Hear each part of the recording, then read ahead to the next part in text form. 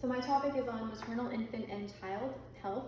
My target audience is pregnant women and mothers, and then also including partners and support system, especially when discussing postpartum depression and drug use in pregnancy. So why are they a vulnerable population? They're at an increased risk for infection. Pregnant women are because their immune system goes through changes. Infant and children are because they have weak immune systems due to lack of exposure.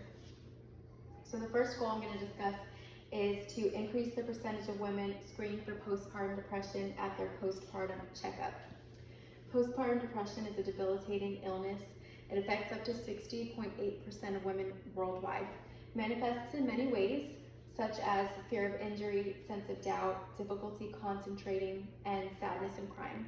36% of women with postpartum depression express fear of harming the baby, and 34% describe a weak attachment to the baby.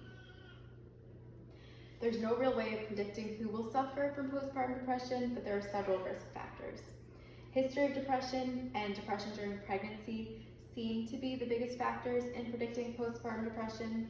Other factors are young age during pregnancy, medical complications during childbirth, and alcohol or drug abuse problems. There are several things a woman can do to reduce the risk of experiencing postpartum depression.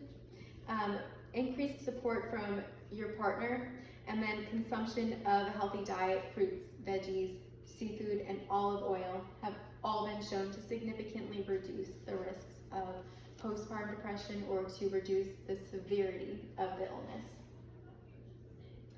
There is currently no routine screening for postpartum depression. It's only done if a woman shows signs of distress. So early detection is vital both for the mother and the baby, and making it a routine part of the 6-week postpartum visit would be vital to minimizing adverse outcomes. The Edinburgh Postnatal Depression Scale is a quantitative measurement for postpartum depression. Women who score 13 or higher on this screening are diagnosed with postpartum depression. But there are those who score just under that and are borderline, who are not getting the treatment, although they are showing signs of distress. So there's a strong justification to explore preventative programs for women who are distressed, but who don't meet that threshold of 13. So this is an example of this scale. And there's questions like, I have blamed myself unnecessarily when things went wrong. And a woman can answer yes most of the time, yes some of the time, not very often, or no never. Responses have numerical values, and those are totaled to determine whether or not postpartum depression is present. Psychosocial support has been found to reduce the adverse outcomes of postpartum depression, and that looks at a combination of psychological factors and the social environment, so it treats all aspects of postpartum depression. The next goal that I'm going to discuss is increased abstinence from illicit drugs among pregnant women. So the most frequently used substances in pregnancy are tobacco, followed by alcohol, then cannabis, and then other illicit drugs. Opioid use in particular has seen a dramatic increase in recent years. There's also strong correlations of polysubstance use and psychiatric comorbidities in pregnancy, and so when treating this, you would treat all aspects.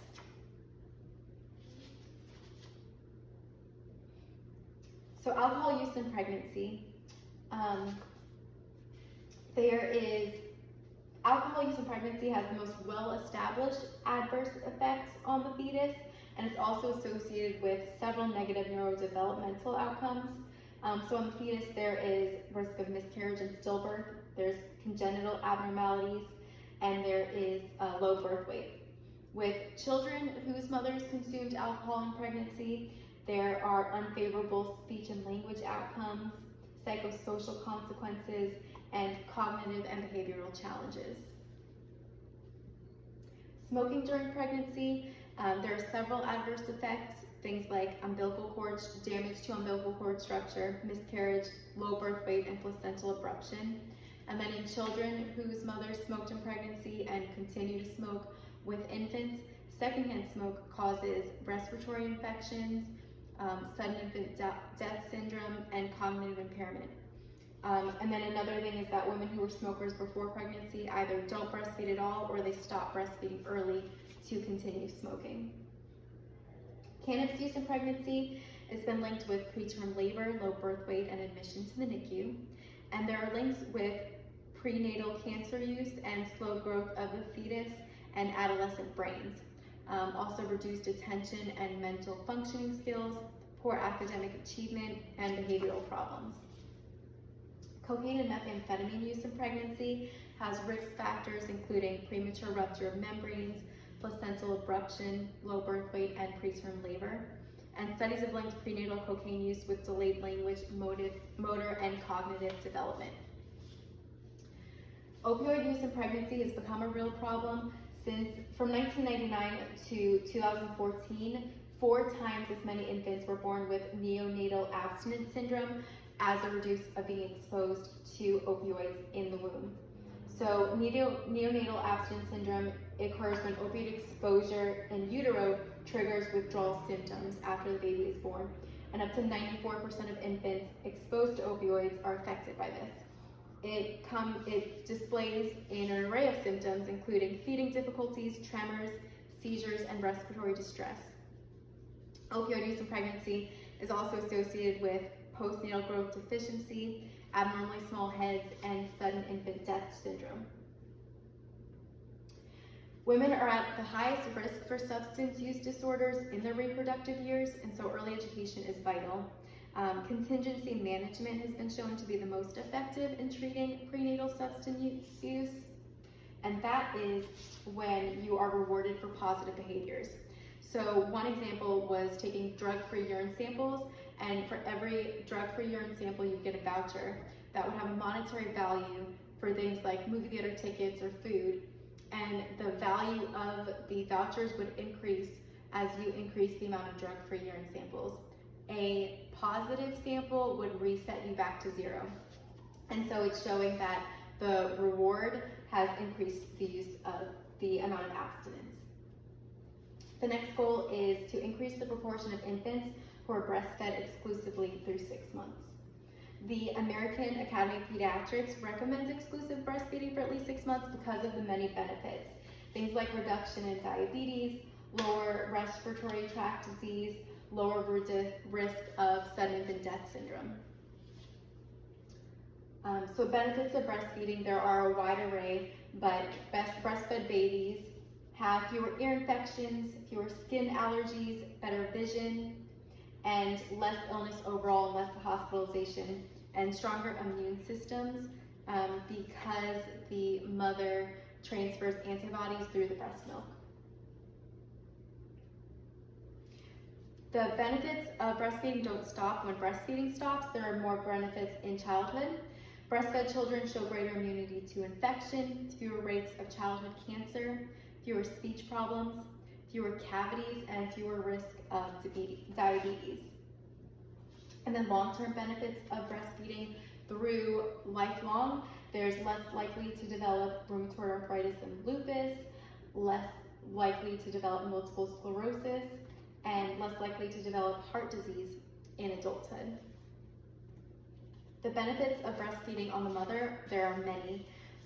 Things like faster weight loss, less risk of postpartum depression, as we've already mentioned, less postpartum bleeding, physical and emotional bonding with the baby, oxytocin production, which increases stress reduction, lower risk of ovarian and breast cancers, lower risk of hypertension, and less cardiovascular disease, all seen in breastfed mothers. So breastfeeding stimulates maternal instincts, it saves money, it burns up to 500 calories a day, and it's available wherever and whenever. The next topic that I'm going to discuss is to increase the proportion of infants who are put to sleep on their back. SIDS, sudden infant death syndrome, is the leading cause of death in infants 1 month to 1 year, and it's the sudden unexplained death of a baby younger than 1 year that doesn't have a known cause even after an investigation. So accidental suffocation and strangulation is also tied in with SIDS. And soft bedding was the most reported factor among possible SIDS cases. Soft bedding refers to things like pillows, blankets, and stuffed animals. And so there's Children's Health has said never let a baby sleep with soft bedding, always put the baby on their back, and never let them sleep in the same bed as others. The American Academy of Pediatrics has guidelines that they've put out. They've actually updated them from 2011 to 2016 because there was no reduction in the amount of SIDS cases. So some notable new recommendations include swaddling babies. The crib should have nothing but a fitted sheet and only recommend sleeping in the supine position, whereas they used to recommend side sleeping, or they would say that it was not advised. And so AAP recommends for mothers to reduce the risk of SIDS: do not smoke, don't use drugs or alcohol, breastfeed your baby, take your baby to their well child visits, and do as much tummy time at least once a day. The next goal is to increase the proportion of children ages 9 to 35 months who've completed a developmental screening. So approximately 12 to 15% of US children have developmental delays, and early detection and interventions are crucial to improve the outcomes for these children, but only 10% of children with delays are identified. The CDC recommends screenings for children at months 9, 18, and either 24 or 30. Parents should monitor for signs of delays and then take the child to their healthcare provider if they notice that the child isn't meeting developmental milestones, and then it's up to the healthcare provider to diagnose any sort of delays. So in 2016, only 37% of children received these developmental screenings from healthcare professionals, and those numbers vary greatly by state. So for instance, in Mississippi, only 17.2% of children received those screenings, so that shows a very strong need for improvement. Parents are more attuned to their children's strengths and weaknesses, and so it's really important to have parental input in screening in developmental screenings. And then if parents recognize delays, then they need to notify the healthcare provider. So some milestones: at 6 months, they should be able to respond to their names and sit. At 12 months, they should be able to say mama and dada and pull themselves up. At 18 months, they should say several words and walk. And at 2 years, they should be able to kick a ball. So if they're not meeting any of those milestones, then the parent should contact a healthcare professional. So in conclusion, some broad topics to always look at for maternal, infant, and child health is to know the warning signs. Early detection is key. Involve family, partners, and healthcare professionals in all aspects of care, and follow CDC, WHO, and AAP recommendations.